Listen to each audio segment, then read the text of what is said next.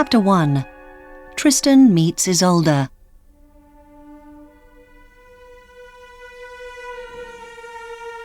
When our story begins, King Anguish is the King of Ireland. And King Mark is the King of Cornwall. Ireland is a bigger country than Cornwall.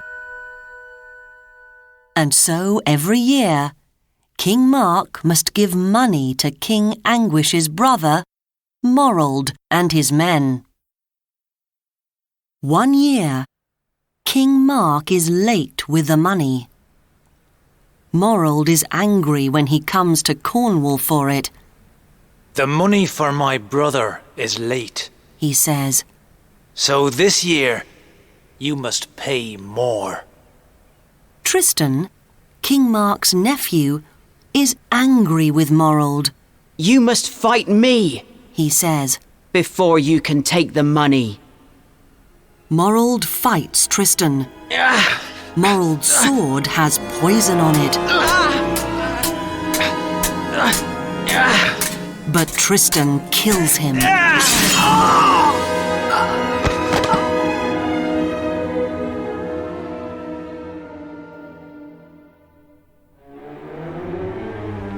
Morold's men take his dead body home.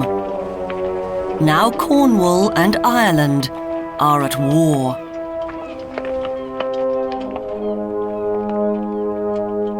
Tristan's wound does not get better. His servant, Curvenal, puts him in a boat and they go to look for help.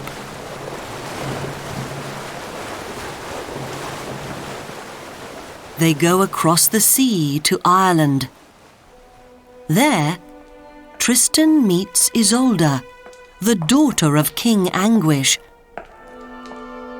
"What's your name?" she asks. He doesn't give his true name to her. "Tramtris," he says.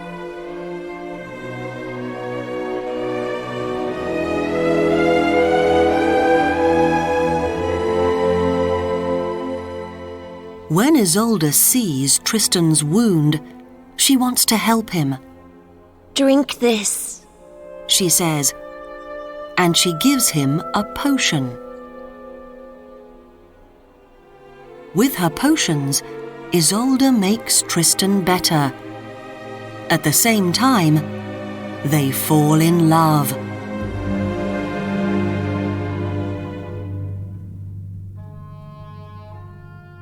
But one day, Isolde is looking at Tristan's sword. A little piece of it is missing. She goes and finds a little piece of a sword. It comes from her uncle Morold's dead body. It is the missing piece from Tristan's sword. "So he isn't Tramtris. He's Tristan, my uncle's killer," she says. At first, Isolde is angry. She wants to kill Tristan. But she's in love with him, so she says nothing to her father. After some time, Tristan goes back to Cornwall. There he tells King Mark all about Isolde. "She's beautiful," he says. King Mark wants peace with Ireland. "Tristan," he says, "I must marry Isolde. Go back to Ireland and bring her to me."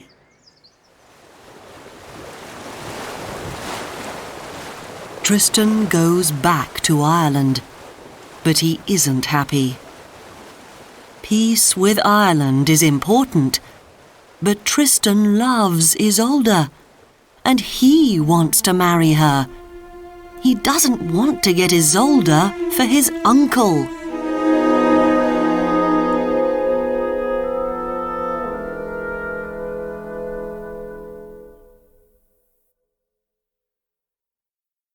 Chapter 2.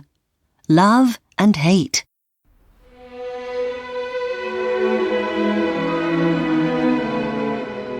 In Ireland, King Anguish listens to the message of peace from King Mark.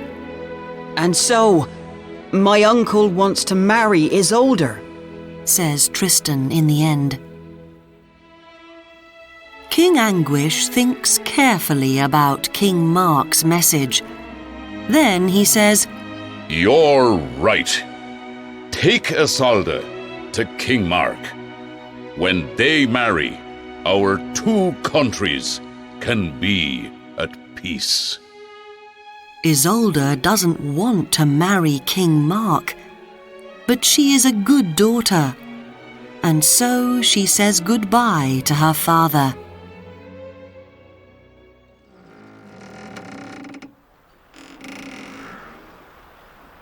That afternoon, Isolde goes sadly onto Tristan's ship with her maid, Brangwain. Isolde loves Tristan, and she wants to marry him.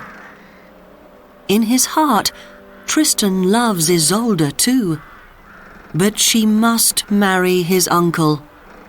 He knows that, and so he is cold and unfriendly to her.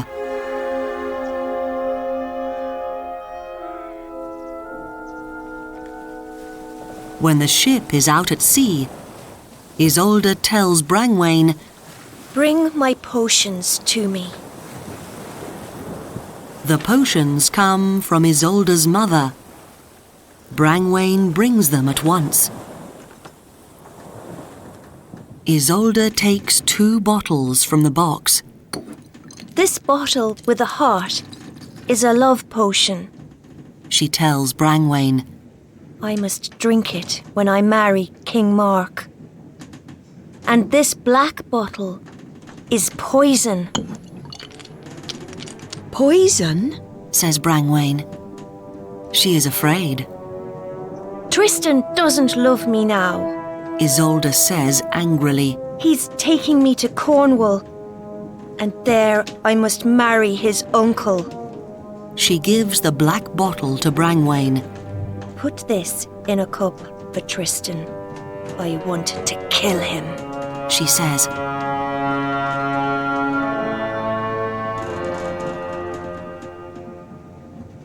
Brangwain is afraid.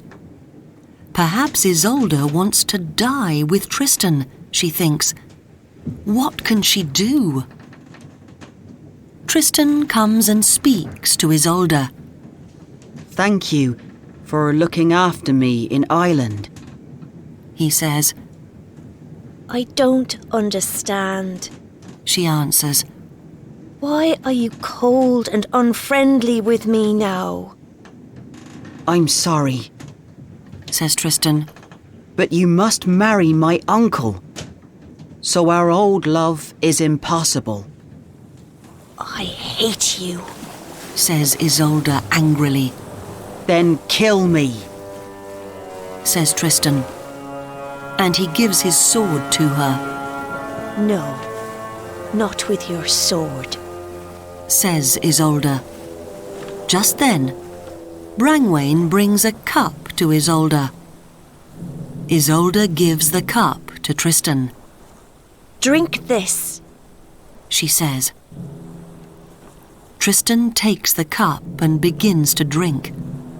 He is ready to die. But before he can finish the potion, Isolde quickly takes the cup from his hand. She drinks from it too.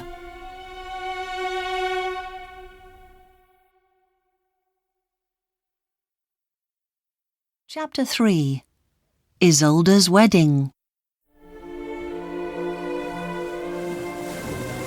Suddenly, Tristan and Isolde's hearts are full of love again. I love you, says Isolde. and I love you too, says Tristan. They kiss. What's happening? Asks Isolde. It's the work of the love potion and not the poison, my lady. says Brangwain. I'm sorry. Don't be sorry, Brangwain. Smiles Isolde. I feel happy because my heart is full of true love for Tristan again.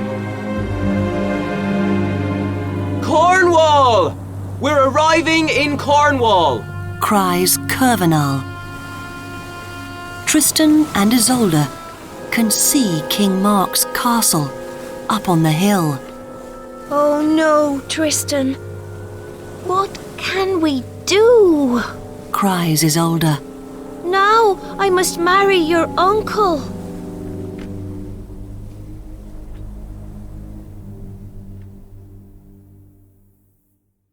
Tristan takes Isolde into the castle. Welcome to Cornwall, Isolde. Says King Mark. Tristan, you bring my new wife across the sea from Ireland to me. Thank you, my nephew. Tristan looks at Isolde, and their eyes meet. They feel bad.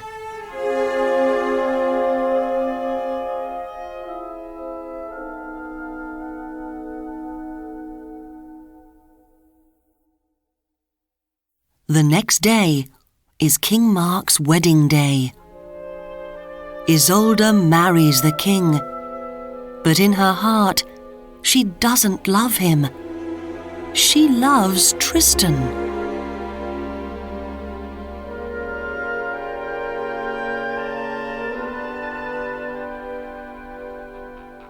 At the wedding feast, Isolde calls Brangwain to her.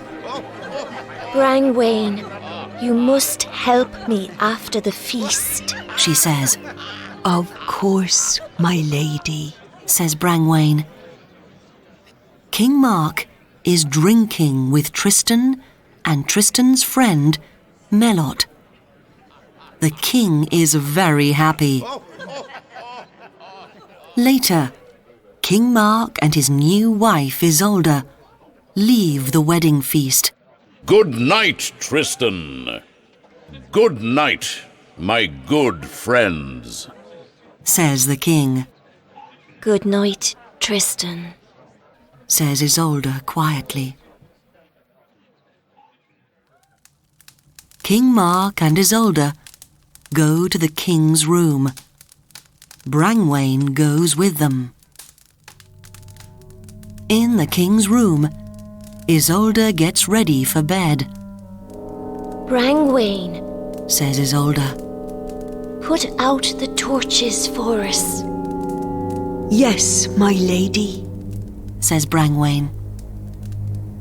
In the dark, Brangwain goes to the king's bed, and Isolde leaves the king's room.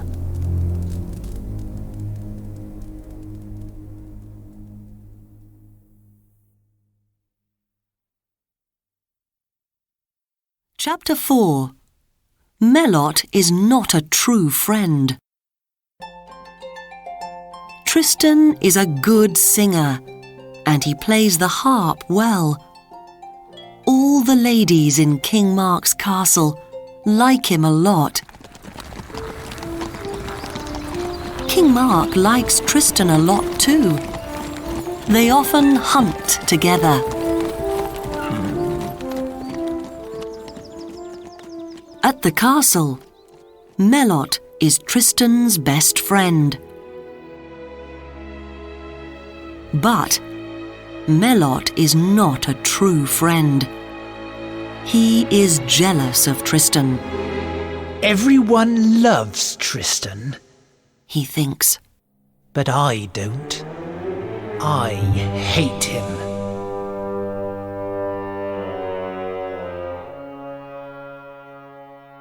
When King Mark meets his lords in the castle, Tristan often meets Isolde in the garden. They walk and talk and laugh together. Melot watches them.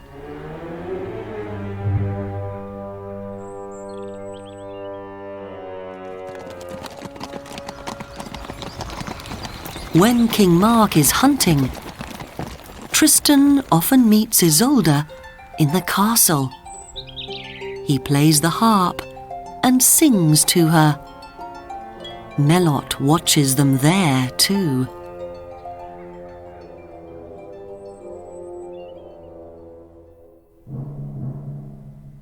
After some time, Melot goes to the king. Be careful, King Mark. Tristan and Isolde are in love, He says. The king doesn't believe Melot's stories. Tristan is my good nephew. He looks after Isolde when I'm busy. They aren't lovers. You're wrong, He says.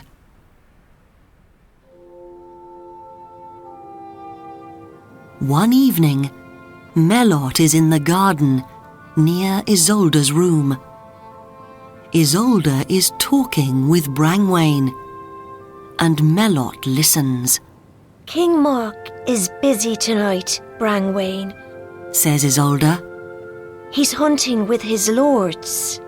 Is Tristan coming to your room, my lady?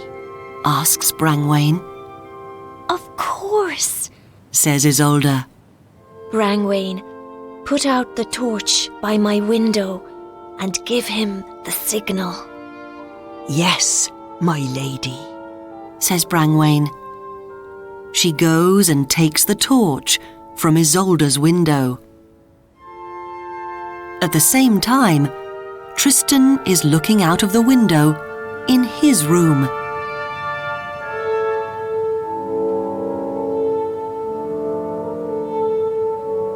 He sees Brangwain at Isolde's window. She puts out the torch. Good. Thinks Tristan. I can visit Isolde now.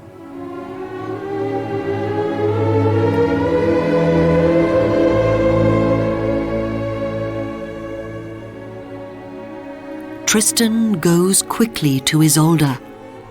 They kiss when they meet. Melot sees Tristan and Isolde together. He watches their kiss. I must tell the king about this, He thinks.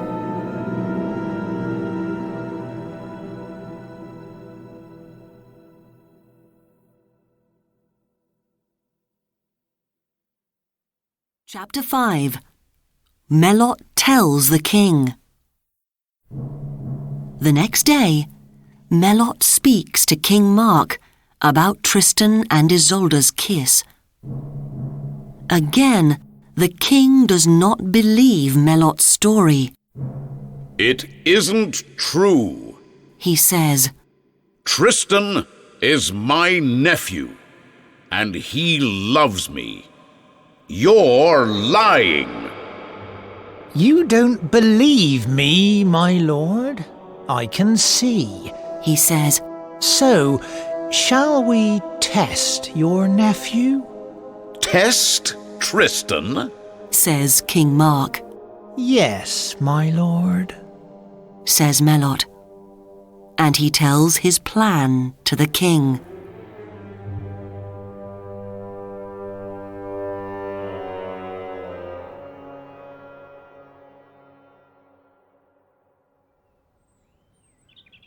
Some days after that, King Mark and Isolde are eating in the early evening. Isolde, I'm hunting with my lords tonight. Says the king. We want to hunt all night, and we're coming back to the castle early tomorrow morning. Good night. Good night, my lord. Says Isolde, and she kisses the king.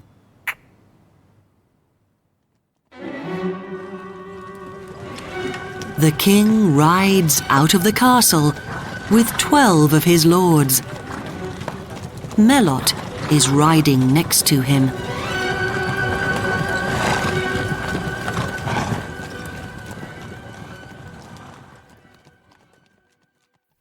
Later that evening, Isolde speaks to her maid. Brangwain, the king is busy tonight. Put out the torch. I want to see Tristan. Don't call Tristan tonight, my lady, Says Brangwain. I don't trust Melot. What are you saying? Cries Isolde. Melot is Tristan's good friend. Put out the torch, I say. No, my lady, Says Brangwain. And she runs from the room. So Isolde puts out the torch and waits for Tristan. When Tristan arrives, he and Isolde kiss. Suddenly, Tristan's servant, Curvenal, arrives. The king! King Mark is coming! He cries. Just then, Melot, the king, and his lords arrive. They aren't hunting all night. They are back at the castle early. You see, my lord, I am right about Tristan, Says Melot with a dark smile. King Mark speaks sadly to Isolde. How can you do this to me? You are my wife. I am your husband. Isolde says nothing to him. Then King Mark says to his nephew, Tristan, how can you do this to me? I am your uncle and your king. I don't know, says Tristan sadly. but I am ready to die for it. And I am ready to die with you, says Isolde. And she kisses Tristan in front of King Mark.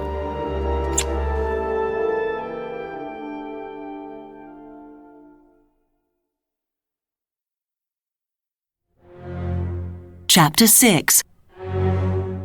Lovers Forever. Angrily, Melot stabs Tristan in the back with his dagger. There's poison on it. Tristan falls, but Curvenal helps him. Take my nephew away from here forever, Cries King Mark angrily. I never want to see him again. Isolde cries and cries, but she can do nothing for her lover.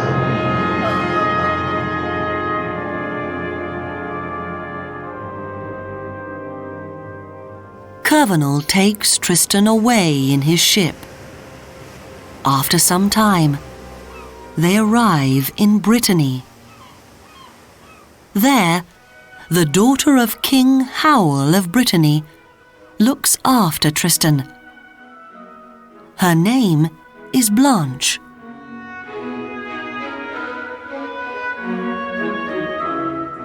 Soon, Blanche falls in love with Tristan. But Tristan cannot forget his love for Isolde. He thinks about her all the time.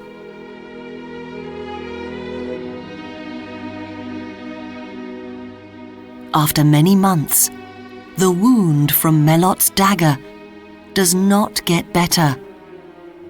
Tristan calls Curvenal and gives a letter to him. I can't live without Isolde. Take this letter to her, He says. I'm asking her to come here to me. And Curvenal, can you do something when you come back? Asks Tristan. Of course, my lord. Says Curvenal. What is it? With Isolde on your ship, put up a white sail. Says Tristan. Then I can know the good news at once when I see the ship far away. Without Isolde on your ship, put up a black sail. Yes, my lord. says Curvenal. At the door of the room, Blanche listens carefully to Tristan's words. When Curvenal arrives at King Mark's castle in Cornwall, he speaks with Isolde and gives Tristan's letter to her. Isolde reads the letter.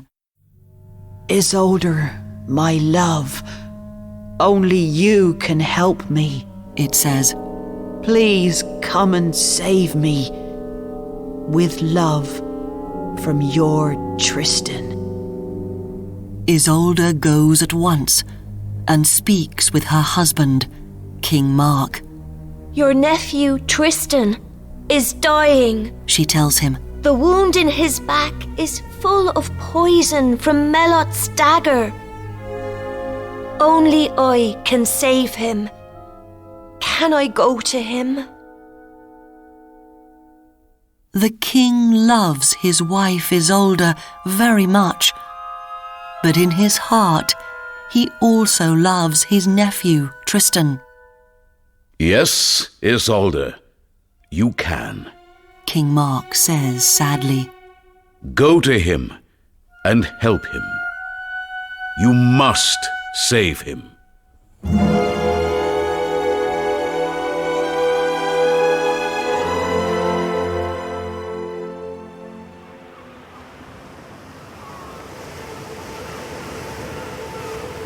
Some days later, Curvenal's ship arrives in Brittany.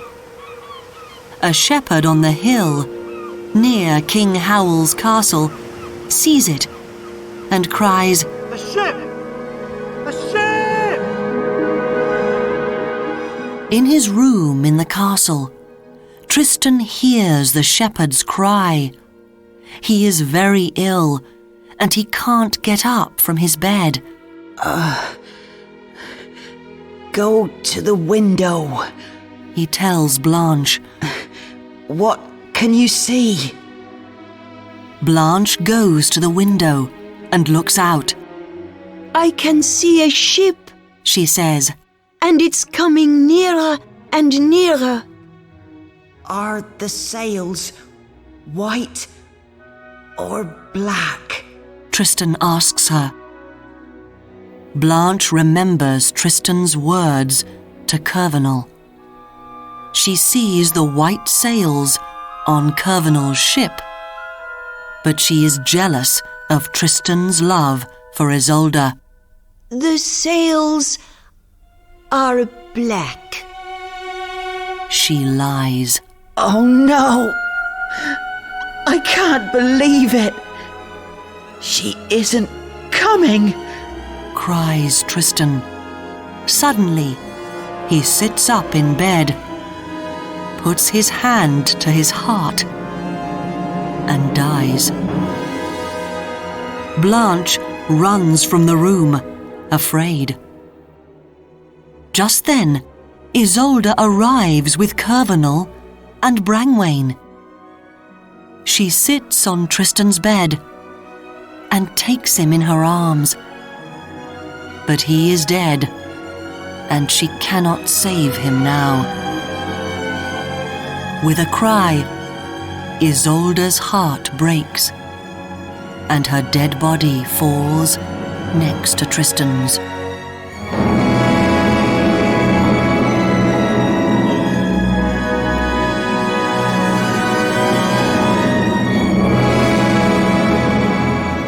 Curvenal and Brangwain bury Isolde next to Tristan. From Tristan's grave, a white rose grows, and from Isolde's grave, a red rose grows. The roses grow together.